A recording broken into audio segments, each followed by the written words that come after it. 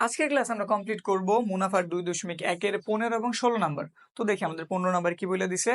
Roderick Gomez 3 বছরের জন্য 10,000 টাকা এবং 4 বছরের জন্য 15,000 টাকা ব্যাংক থেকে ঋণ নিয়ে ব্যাংকে মোট এত হাজার টাকা মুনাফা দেন। তাইলে সে একটা ব্যাংক থেকে নিছে 10,000 টাকা 3 বছরের জন্য, আরেকটা ব্যাংক থেকে 15,000 টাকা 4 বছরের জন্য ঋণ নিছে। ঋণ নেওয়ার পরে মোট সে 9,900 টাকা মানে অতিরিক্ত এই পরিমাণ টাকা সে পরিশোধ করছে। আমাদের বইলে দিছে উভয় ক্ষেত্রে মুনাফার হার সমান, মানে ইন্টারেস্ট রেট এইখানে যা এইখানে ঠিক তাই, মুনাফার হারটাই দিলে নির্ণয় করতে বলছে। তাইলে আমরা কাজ শুরু করি। প্রথমে কি ধরি মুনাফার হার,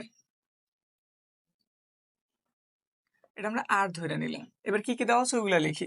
প্রথমে একটা ব্যাংক থেকে এই যে 10,000 টাকা নিচ্ছে 3 বছরের জন্য, তাহলে এটা প্রথমে বের করি। প্রথম ক্ষেত্রে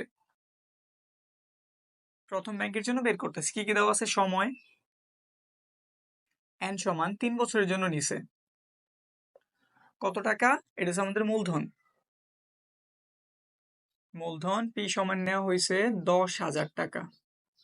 10,000 টাকা।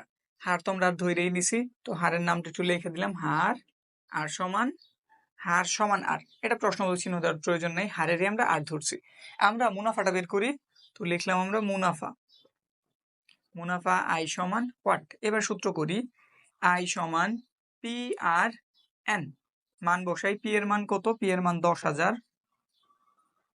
10,000 আর এর মানটা কত, আর এর মান আরই, কোনো মান নেই। এন এর মান কত, 3 বছর।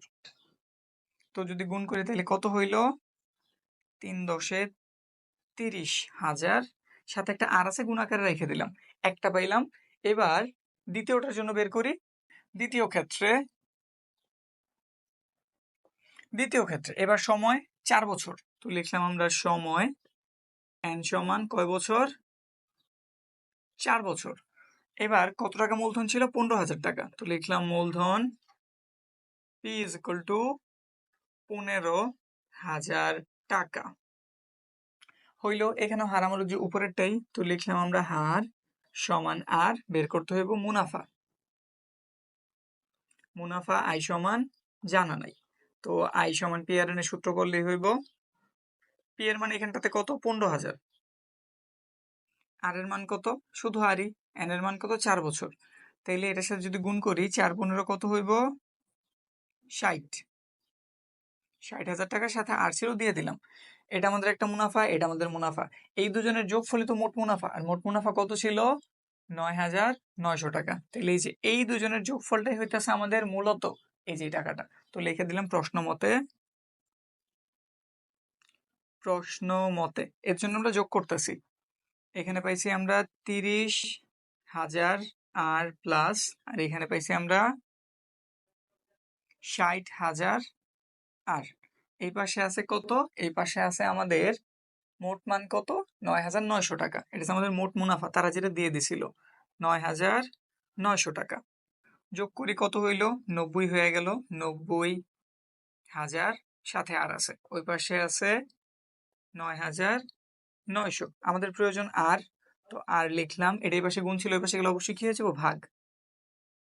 90,000, হ্যাঁ লেখা ঠিক আছে, 9,900 টাকা। এখানে শূন্য একটা বেশি হয়ে গেছে, 9,900। এই যে 9,900 লিখছি, নিচে আছে আমাদের 90,000। 90 1 2 3। আচ্ছা, আর এর মান সবসময় কিসে বের করতে হয়, পার্সেন্টে, এটা ভুললে কিন্তু হইব না। তো আর এর জন্য আমি কি করলাম, এখানটাতে 100 লিখলাম, আর একটা কোন চিহ্ন এসে বললো, পার্সেন্ট। এবার একটু কাজ করি, দেখো এটাতে শূন্য আছে 2টা, এটাতে শূন্য আছে 2টা, তাহলে ধরো 100 ধারা কাটলাম, এটা হয়ে গেল কত, 99। এটাতে কাটলাম 2টা শূন্য, তাহলে গায়েব হয়ে যাব, হইল কত, 900। এখানে আছে 100, 100 ধারা 900 কাটলে কত থাকে, 9। আর 9 দিয়ে 99 কাটলে কতবার যায়, 11 বার যায়। তাহলে আমরা আর এর মানটা কত পাইলাম, 11%। আমাদের কাছে কি জানতে চেয়েছিল, মুনাফার হার। তাহলে মুনাফার হার কত, 11%। কি বলে দিচ্ছি একটু দেখি। একই হার মুনাফায় কোন আসল 6 বছরে মুনাফা আসলে দ্বিগুণ হয়। একই হার মুনাফায় কোন একটা আসল তুমি রাখছিলা, 6 বছরে সে কি হয়ে গেছে, মুনাফা আসলে দ্বিগুণ হয়ে গেছে। কত বছরে তা মুনাফা আসলে 3 গুণ হবে, এটা জানতে চেয়েছে। তাহলে আমাদের কাছে মূলত কি জানতে চেয়েছে, বছর জানতে চেয়েছে। তাহলে প্রথমে আগে এটার কাজ করি। আমাদের এইখানে মূলধন বা মুনাফা কিছুই দেওয়া নেই, শুধু বইলে দিছে কোন একটা আসল ছিল 6 বছরে কি হয়ে গেছে, মুনাফা আসলে দ্বিগুণ। তাহলে আমরা আসলটারে ধরে নেই, 16 নাম্বার, ধরি আসল কত টাকা? 100 টাকা। 100 টাকা 6 বছরে। 6 বছরে মুনাফা আসল কত হয়ে গেল? মুনাফা আসল দ্বিগুণ বলছে, তাইলে 100-র সাথে কত গুণ? 2 গুণ এত টাকা। তাইলে কত পেলাম আমরা? 200 টাকা, নাকি? আমরা আসল জানি 100 টাকা, মুনাফা আসল জানি 200 টাকা, তাহলে মুনাফাটা কত হয়েছে? মানে আমাদের লাভটা কত হয়েছে? আমরা 100 টাকা লাগছিলাম, এখন আমরা 200 টাকা পাইছি, তাহলে লাভ অবশ্যই 100 টাকা হয়েছে। কিভাবে বের হইব? যদি মুনাফা আসল থেকে আমরা আসলটাকে কি করি? বিয়োগ করি। কত পাওয়া গেল তাইলে? 100 টাকা, নাকি? এখন কথা হইতাছে 100 টাকা আমরা কিভাবে পাইছি? 100 টাকা আমরা পাইছি 100 টাকার কয় বছরের? 6 বছরের, কিন্তু 6 বছরের মুনাফা কত টাকা? 100 টাকা। এটা আমরা জানছি। 100 টাকা 6 বছর আমি ব্যাংকে রাখছিলাম, তারপর আমি কত টাকা মুনাফা পাইছি? 100 টাকা। এবার কিন্তু বলছে আমাদের মুনাফা আসল কয় গুণ হয়ে যাবে? 3 গুণ। তাহলে এবার এটার জন্য করি। সুতরাং মুনাফা আসল এটা কয় বছর? এবার আমাদের কাছে কিন্তু 3 গুণ জানতে চেয়েছে, তাহলে লিখতেছি মুনাফা আসল 3 গুণ হবে মুনাফা আসল 3 গুণ সমান, আমাদের আসল ছিল 100 টাকা, তাহলে এর সাথে কত গুণ করে দিলাম? 3, তাহলে হয়ে গেল কত? 300 টাকা। আচ্ছা, কথা হইতাছে আমাদের আসল ছিল 100 টাকা, এবার আমরা মুনাফা আসল কত পেয়েছি? 300। তাহলে মুনাফা কত?